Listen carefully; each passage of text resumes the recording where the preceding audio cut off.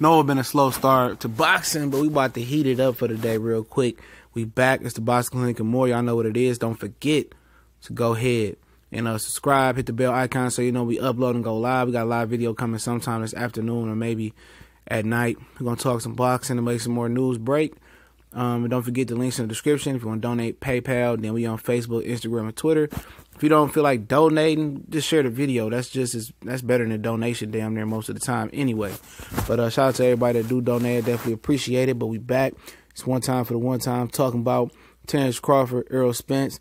And I'm going to tell you guys why Errol Spence is going to pass Terence Crawford in the welterweight rankings and possibly in people's pound-for-pound rankings. Now, obviously, you know, Errol Spence got up under Terence Crawford and said that Lomachenko was number one pound-for-pound. And they feel like they both on the collision course to fight each other. But most people saying let's marinate and the money got to be right. And at the end of the day, you know, I'm tired of marinating fights. I understand it's a business side, but, you know, marinated a lot of fights. You know, and a lot of fights ultimately, you know, didn't live up to the hype and never got made. You know, marinating fights seemed to got popularized by Pacquiao and Mayweather again because obviously, you know, Sugar Ray Leonard and Marvin Hagler, kind of marinated for a while as well. And it's a fights in there in between that marinated, you know, intentionally and unintentionally, like Holyfield and Tyson. But ultimately, both of these guys don't have the personality to really blow up in the public's attention. And Crawford's popularity is not about to go any higher than what it is right now, other than some highlight reel knockouts or some nice trash talking for some fighters, because the road he about to go down, the guys he about to fight right now, he's going to get surpassed and people going to gain around and he's going to fall down the pound-for-pound list a bit, in my opinion. This is just me forecasting it. Some things can happen. Obviously, Top Rank tried to reach out to Amir Khan and Eddie Hearn. It don't seem like they were interested, but Amir Khan said today that he would like to fight Crawford and Spence. But, you know, Top Rank and Tom LaBeouf, they reached out to Eddie Hearn about Amir Khan, and ultimately, I don't think they're going to fight him. Amir Khan is going to come back first week of September, and I think Terence Crawford might come back in October. And at the end of the day, Amir Khan is on the collision course with Kell Brook, from what I understand, and Swift Jared Hurd understands that as well too. And now, you know, Al Heyman, Stephen Espinoza is going to make Charlo and Hurd. And the reason I say that is because Amir Khan is re-ranked at welterweight, and Amir Khan will be a great fight for Terence Crawford to boost his profile and legitimately knock out Amir Khan. You know, but ultimately that's not going to happen, and Eddie Hearn don't want him to mess up his marination of Kell Brook and Amir Khan is another fight that's marinated, right? It's past his expiration date. But the reason I say Errol Spence and probably a couple other fighters like Anuyawa and possibly Lomachenko, depends on if you get Mikey in the ring or not, will pass him pound for pound because of the guys he about to fight. You know, and people going to say, oh, you hating. How am I hating? I'm providing the facts.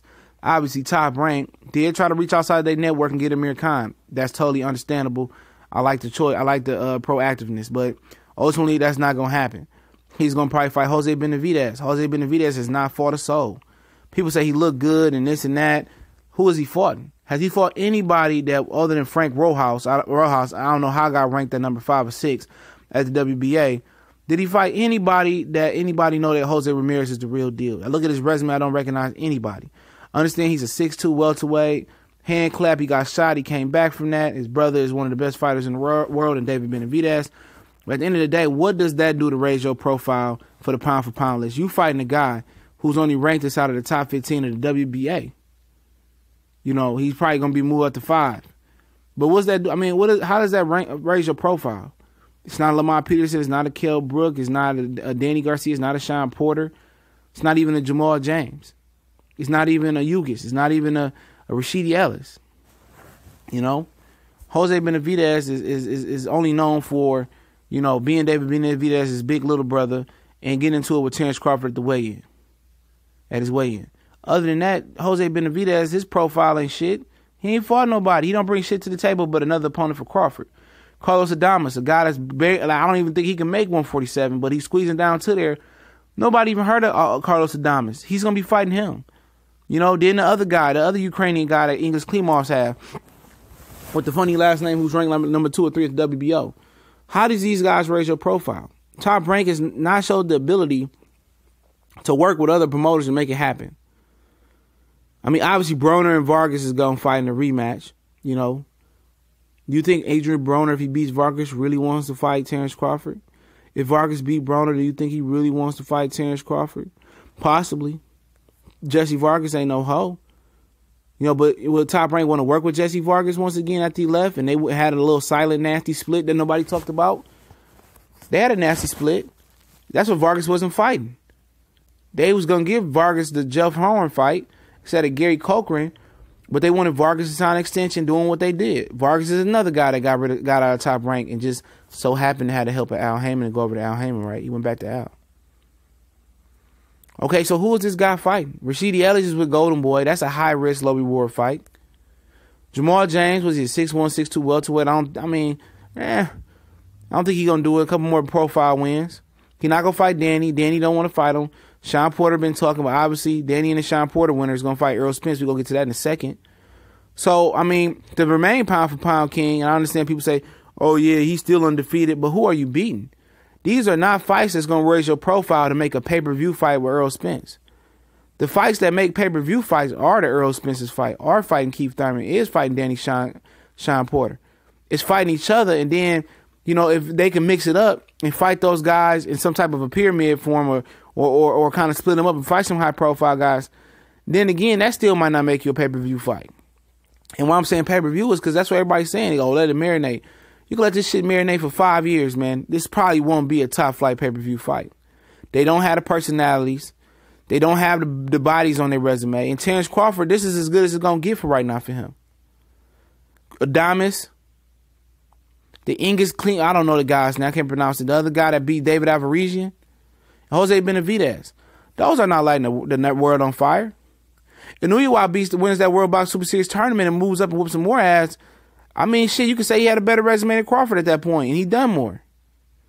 Lomachenko beat Mikey Garcia and destroys him at some point. I mean, that's a bid for pound right there.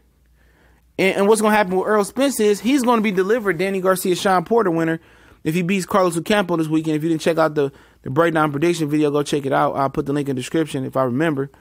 If I don't, just hit me up in the comment section. I'll hit the link. But it's the first video I did today.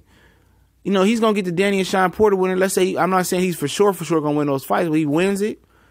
Keith Thurman comes back healthy, okay? Somehow, some way in September, he does his thing. Comes back in January, February, does his thing. You know, and then, you know, Errol Spence somehow gets the Omar Figueroa fight or another big fight in Texas, stay busy fight. And then by the summer of 2019, he has the WBC, he has the IBF, and he gets Keith Thurman, and then he gets the WBA Super Championship. He has 3 belts. His popularity is going to rise. What's Terence Crawford doing? Fighting mandatories, fighting top-ranked fighters they can get options on to fighting the top-ranked bum-ass welterweights they got. How does that raise your profile? If Errol Spence get 3 belts, whoops Sean or Danny, whoops Keith Thurman, whoops or Omar Figueroa, whoever stay busy, all those, he whoops all those guys. He obviously, he's the number 1 welterweight. He holds 3 belts, right?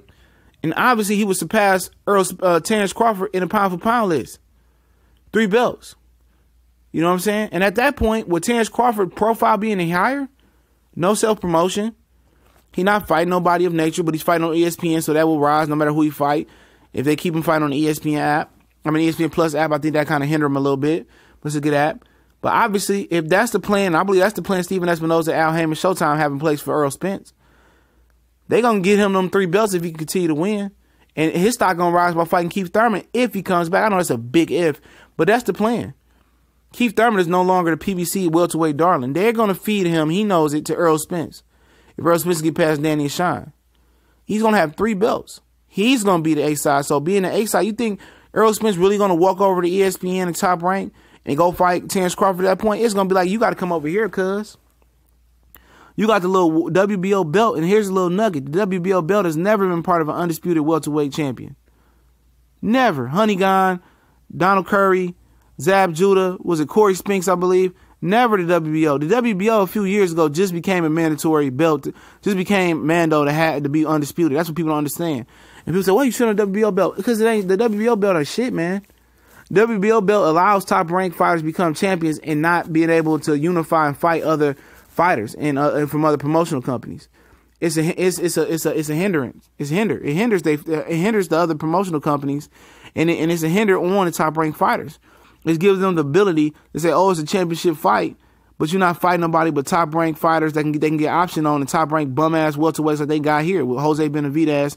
I mean, I don't see him as a great fighter, but he could be. I'm going to call him Adames and the other guy. What fights did that do for Terence Crawford? Does absolutely nothing. But if Terence Crawford truly wants to raise his profile and Bob Arum really wants to make, Crawford and Errol Spence a 50-50 fight, they must overpay for Keith Thurman to fight Terence Crawford.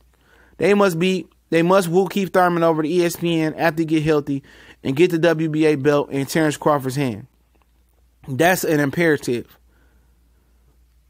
They must overpay Keith Thurman, which he will take it right about now, and get him to ESPN and get him one voluntary fight, or if you want to sign him to a deal, overpay Keith Thurman and give him that belt to Terence Crawford.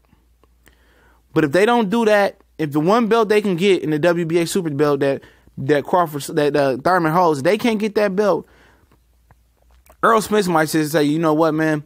This Terence Crawford shit harder to make. Bob Arum bullshitting around. You know what, dog? I'm going to go ahead and just move up to 154. I really could see that happening. I could see Errol Spence leaving this division without fighting Terence Crawford. And people going to not like what I'm saying, but I'm telling you the God honest truth. I know how Bob Arum works. But Bob Arum likes Errol Spence, man. I hear him talk about him all the time. Said this fight with Terence Crawford is going to be pay-per-view. He said basically Keith Thurman ain't shit. Terence Crawford to wipe the floor with Keith Thurman. Then you got Bo Mack saying that Keith Thurman is a harder fight than Errol Spence. He just talking out his fucking ass. This is the fight. But like I said, Bob Arum is known not to let fights happen.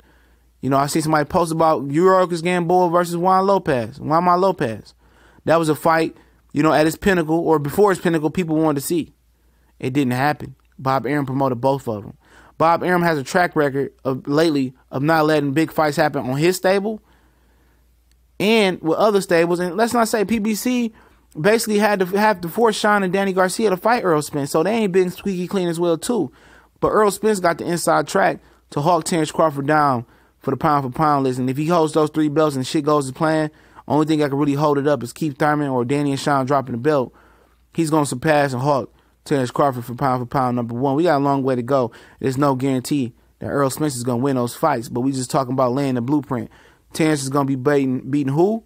And Errol Spence is going to be beating guys and champions in big fights in Dallas, Texas, in my opinion. But don't forget, man, check the links in the description. Hit the subscribe button, hit the bell icon button. We're going to be going live sometime this afternoon or tonight. Y'all know what it is, man. Shout out to the homies from the LDBC and the YTBC and everybody in between. One time for the one time. TBC and more. We gone.